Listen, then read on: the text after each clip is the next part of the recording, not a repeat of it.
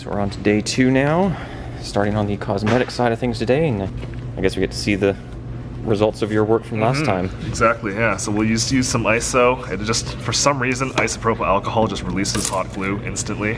I don't know why. I don't know what the science is behind it, but it's great. Yeah, so all the popsicle sticks that were braces and extra support there for the repairs from the backside. Like, the paint clearly is loose, Yeah. and it's not even peeling the paint up. The paint on this is fine. What are you talking about? Look at that. Yeah. And yeah, I think we even mentioned we forgot to get it clearly on camera last time, but the little riv nuts that were here for the license plate have been drilled out. Since we don't need one, Alberta, so that will be filled in and smoothed over. Yeah. Cleaned up a little bit. Take care of these. I've had so many people bug me for not shaving the front bumper of the license plate mount, but that's a lot of work. The OEM bumper, so Yes. at least those will be filled in on this one. Okay, so I think that's it as far as popsicle sticks go. I believe that was, yeah. Time to see what we've got.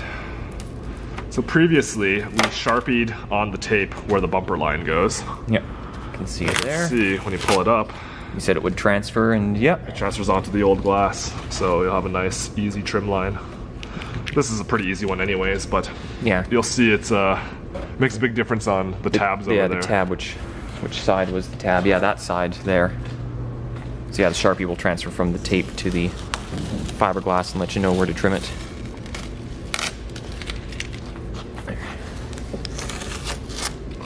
There's the giant hole. Yeah, this was the really bad section. See that structural adhesive that Flox did a nice job of filling it, and That's really cool. the tape and the popsicle sticks made for a nice dam.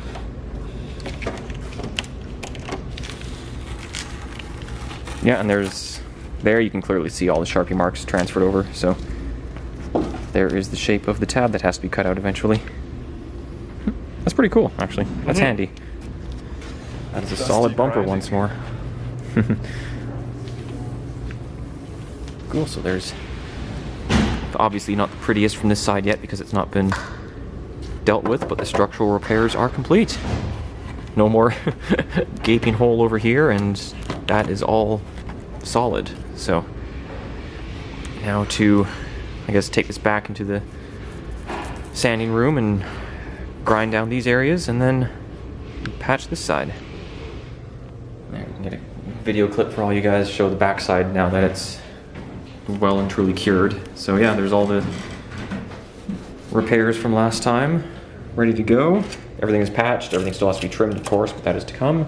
Now it's the front side of the bumper's turn to get some attention. This is looking good. I'm quite pleased with this. So first step is just to cut off all the sharp overflow glass. Just stabby, and we're gonna handle the bumper lot in the next step. Yeah. So like, it literally is just glass. Yeah.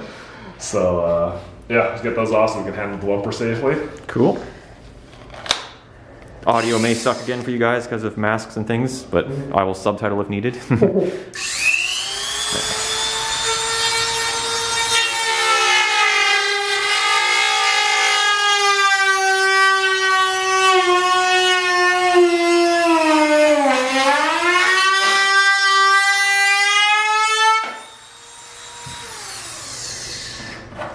As you can see, it's super easy with those pre-made Sharpie lines or transferred Sharpie lines.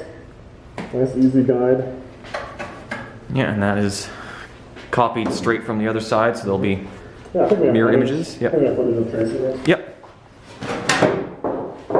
Yeah. You guys will know by the time you're watching, but I imagine this will be a 2-part video just due to the amount of footage, so Yeah. I'll say go to the previous video to see that bit.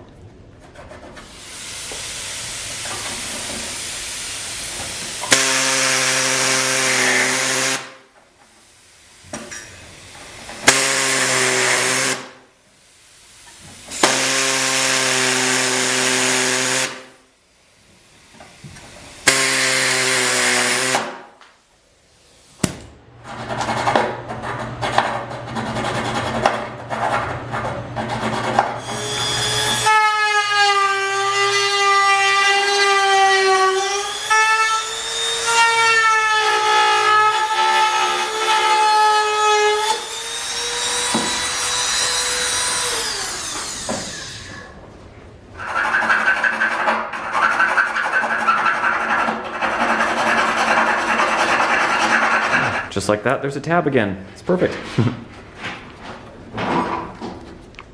So that's by far the most precise part of this repair. But even then, it's not that bad. No, it looks good. Yeah, now the bracket can actually fit in as it should and support the bumper. That's awesome. Okay, off with the cosmetics. Cool, all right. And then in case you're noticing on the video that, yes, there's still a little bit of work to do up here, but this whole area needs attention later on because it is a little bit wavy, as you can surely see, so this needs to be cut, relieved, flattened out, etc., and that will all be dealt with later.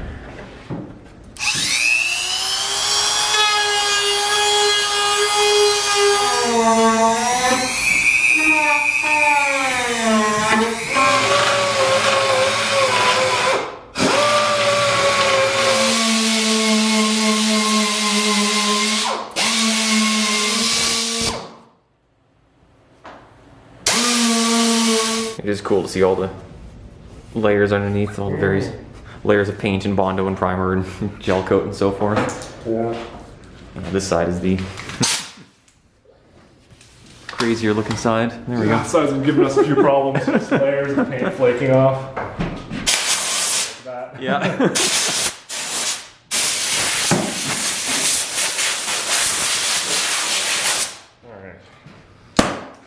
We know the original paint job on this does date from Japan, and yeah, it wasn't the best one, it looks like, with some completely unprepped gel coat showing through in areas. So that'll be fun to deal with later. I apologize, Speedy. Painter's gonna hate me. So yeah, next up, I'm just stabilizing some of the really porous bits of glass with ultra thin CA glue. All right, so filler time with the fiberglass reinforced filler. Yeah, I won't go as far as to say that this stuff is structural, but it's a lot closer to actual fiberglass and resin than it is to Bondo as far as strength goes, so it's good for this kind of repair. Again, we could use, in a pinch, regular Bondo at this stage, just because the actual structural part of the repair was done in the previous step with the glass on the back. This is mostly a cosmetic thing, but the fiberglass reinforced filler will help it stop spider webbing, like stuff like that in the future, just because it's just that little bit stronger. See it on camera there. Example of it here. Yeah, oh yeah, big one right in the middle there. This is such a big expanse of fiberglass, so yeah, plenty of little cracks there and many more places on this poor bumper. Start with this. Yeah. I'll hold it for you there. It's always a messy stage.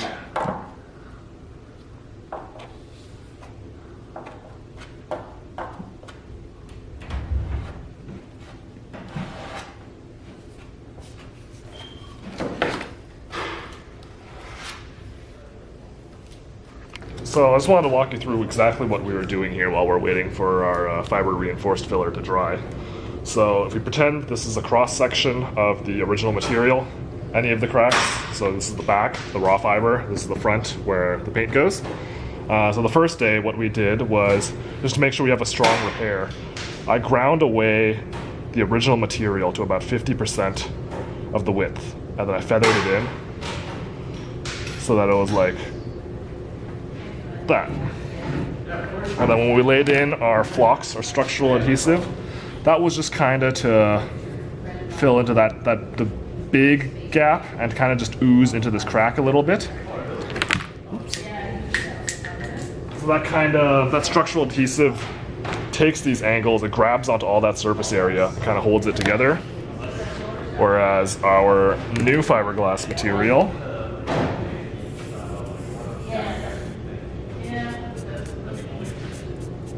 grabs what's left of that valley, also holding it together, but more importantly, it's a whole sandwich layer in the back that stops this from being able to shear or pull apart. Now, today, what we did is I ground away, you saw me with the Dremel, that was to just get the crack all the way through the material. So I was trying to get right back down to that flocks that we laid last time. So essentially in here, there's no original material left at the crack, so the crack can no longer propagate and spread. And then I used the sander and blended a lot shallower than the backside because it's more of a cosmetic thing, like that. Then we took our fiberglass reinforced filler. Again, I won't go as far as to say that this stuff is structural, but all the strength should be from the back layer, and this is just to give it a higher chance of not cracking in the future. So that's the step we're at now. Once we're done curing this, we're gonna sand all this down with a really, really rough grit sandpaper. And it'll probably be a little uneven because I won't be paying attention and blocking it. It'll just be to get most of the meat down. As you saw, we packed a bunch of stuff on there. And then we'll more carefully lay a regular layer of Bondo or fiberglass, or Bondo or automotive filler if you want to use the generic term. And then that's when we'll be careful and block sand it so that what's left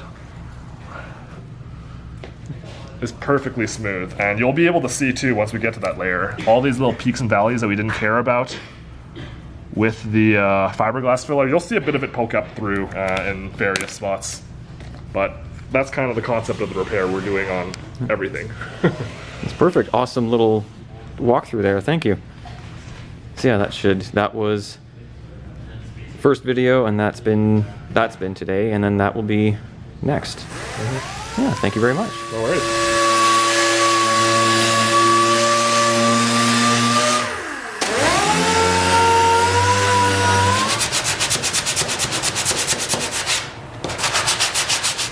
All right, so now the fiberglass reinforced filler has been sanded down, and it's going to be Bondo time on top of that. You can see more of the paint flaking off too, so again, I apologize to Speedy / Pro Color. When you paint this, you're going to hate me. This is going to be a bit of a pain to strip. But yeah, no, it's really taking shape. This is looking awesome.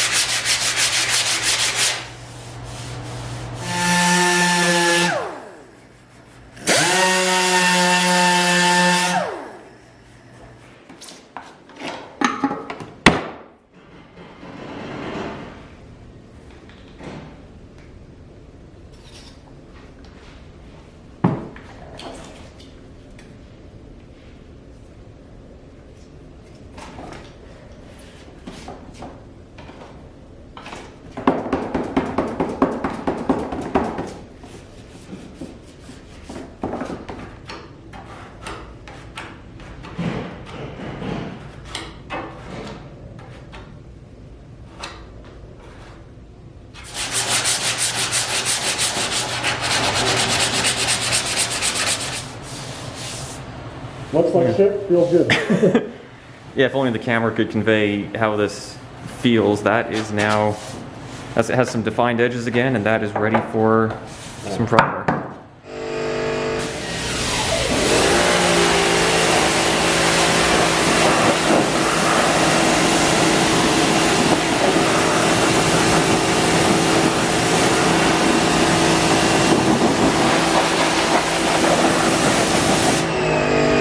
Certainly looking a lot better. So that is most of the cosmetics done, at least for the lower half where the repairs were. Still need to address the waviness up here and other little oddities, but that is the actual damage dealt with now, and it looks amazing. So thank you. No worries. I wouldn't say it looks amazing. It feels amazing. Well, okay, yeah. Well, it looks better than it was. It's one piece again, and yeah. There's not just loose bits hanging off. But yeah, it's a little bit multicolored right now, for sure. It looks so not smooth. Yeah. Yeah, trust us, if you could feel this, it is amazing. So, primer at some point, but yeah, next up we need to address the top half of the bumper and get the waviness dealt with. So I guess that'll be another day. Alright, well I guess as a final step today, we're going to just get a quick bit of primer thrown on here to see what it really looks like. It's a little hard to see, of course, all the contours given the various colors on the bumper. But it's been washed and dried, and a quick coat of primer should show us what we're working with now. It really has been a lot of work in a couple of days.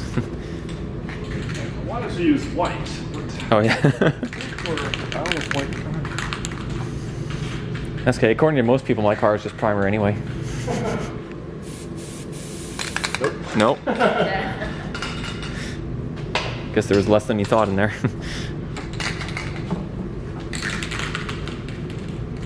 Alright, gray it is. Yeah.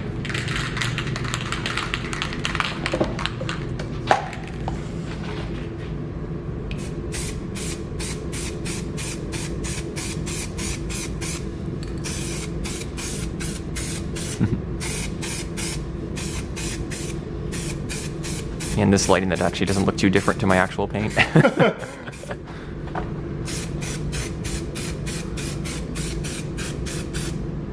There, now you can really see the body lines on camera.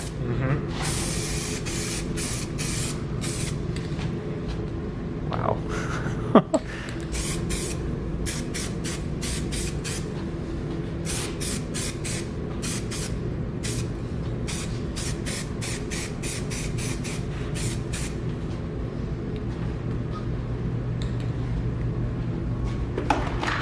Last time this will be multicolored. Yeah.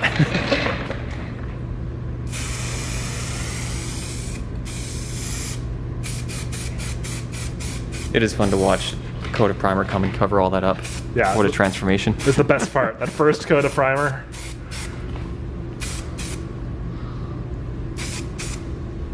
Jeez. There we go. Wow, there it is. That was the underside look. Yeah, that is hard to believe that's the same bumper. We could just paint this now and Yeah. presentable, but we'll take it a little further. Yeah. Yeah, we'll get the waviness in the grill piece here, fill the old license plate holes, and then see what's going on with the little bit of waviness under the headlights here. But that is the actual damage dealt with now. All the cracks and holes and shoddy old repairs. That's amazing. Cool, alright.